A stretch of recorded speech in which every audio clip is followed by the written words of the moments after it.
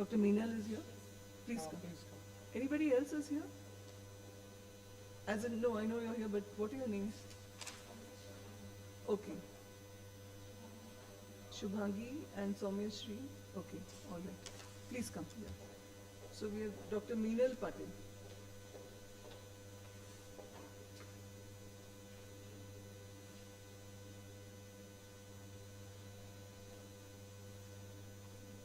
Ready, Meenal? Yes. So, good morning all. Today I will be presenting a review about amblyopia, the pathophysiology of amblyopia. You can just raise the mic. Okay. Okay, good. As we all know, it's the commonest visual disability affecting the pediatric population. The definition of it's not. Slides are not moving. Go to next slide, please. Yeah. So, as we all know, amblyopia has been defined as unilateral or bilateral decrease in visual acuity, which is due to either form deprivation or abnormal binocular interactions. When we say a form deprivation, it could be because of the significant refractive error, or it could be because of presence of media opacities like congenital cataract. And the abnormal binocular interaction happens in patients with anisometropia and strabismus.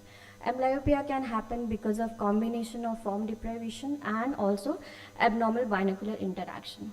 So when we look into the pathophysiology of amblyopia, the key features of amblyopia are there are no organic cause found on physical eye examination, and it is reversible condition if in selected cases if treated early, especially before the critical period of time. So are we actually sure there are no structural changes in amblyopia? We are going to review in this presentation. We are going to focus on anisometropic and strabismic amblyopias only. So what will be our areas of interest? We are going to look into the retina and the neuronal pathway.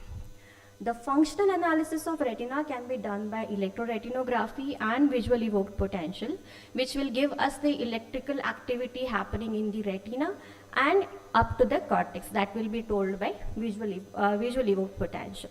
The structural evaluation of retina can be done by optical coherence tomography, and the newer advances is optical coherence tomography angiography, which will give us the vessel density in amblyopic eyes. Coming on to neuronal pathways, the functional analysis of neuronal pathways can be done by task-based MRI or resting state functional MRI. So what do you mean by functional MRI? They give us the actual neuronal activity happening in brain. Task-based means when a patient is looking at something or if he is hearing something. Resting state is when he is just lying down on the MRI machine. Structural changes, as we know, we can see on structural MRI. Coming on to electroretinography. Electroretinogram is nothing but the measure of electrical activity happening in photoreceptors, glial cells, bipolar cells, and ganglion cells. Multifocal ERG gives us the photoreceptor, bipolar, and glial cell activity, and the pattern ERG gives us the ganglion cell activity.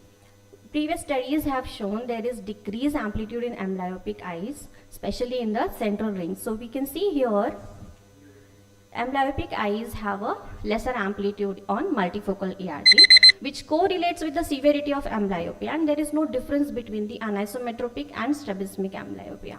Pattern ERG also has shown a decreased amplitude in amblyopic eyes. Coming on to visual evoked potential, there is prolonged latency in amblyopic patients, especially in the central area, which correlated with the severity of amblyopia, and there is no difference between anisometropic and strabismic amblyopia. Optical coherence tomography gives us a high resolution cross-sectional image of retina, which distinguishes the layers of retina, giving us the insight about the structural changes in them. When the retinal nerve fiber evaluation was done in amblyopic patient, it was a variable result, but the macular thickness and choroidal thickness was higher in amblyopes, especially the anisometropic amblyopes. One point we should note is there is reduced, the macular thickness reduces to fellow eye level after the amblyopia treatment, that means after the occlusion therapy. Coming on to angiography, as I said, it will give us the superficial and deep vessel density. The previous studies have shown a variable result, varied from higher vessel density to lower vessel density. Our study, like in-house study we have done, it's a pilot study. It has shown a significant reduction in vessel density, especially in anisometropic amblyopes and to some extent in strabismic amblyopes. So now we come to the neuronal pathway changes in amblyopia. As we all know, animal studies have done in which they have closed the eye for extended period of time, and it has shown a significant change in lateral geniculate body and striate cortex. So they have guided us in pathophysiology of amblyopia. But now with the newer advances of functional MRI, we can actually see the brain activity. So this image summarizes the neuronal changes in amblyopia. As you can see, there are gray matter and white matter reduction integrity. That means there is decrease in myelination, decrease in fiber organization and white matter pathways. There is reduced response in functional MRI also. So we can now definitely conclude that there are retinal as well as neuronal changes, functional changes in amblyopia. Neuronal effect could be consequences of retinal inputs. However, we need to consider the possibility of variability in various types of amblyopia.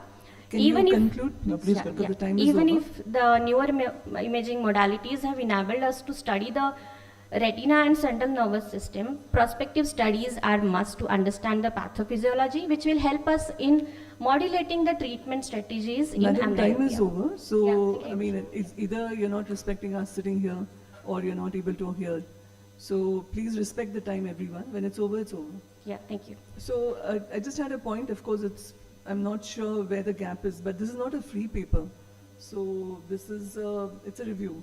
Yes, So- ma'am, it's a review article. Yeah, so is it, I mean, I can't fault you for that because the committee that selected it should not have selected it. The session is for free papers. So we can't evaluate this because it's not a free paper, so I'm sorry about that. Yeah. So we can't evaluate this Yeah, paper obviously. because it's not a free paper. So, thank you. Thank you. Yeah, it could have been in one of the sessions actually, should have been in a session actually. I don't know. Yeah. It should not have been submitted as a free paper. Okay. It should have been submitted as a talk. Faculty talk. Yeah. Okay. But it's a committee should not have accepted it, so that's our bad. It's okay, ma'am. Thank you. Thank you.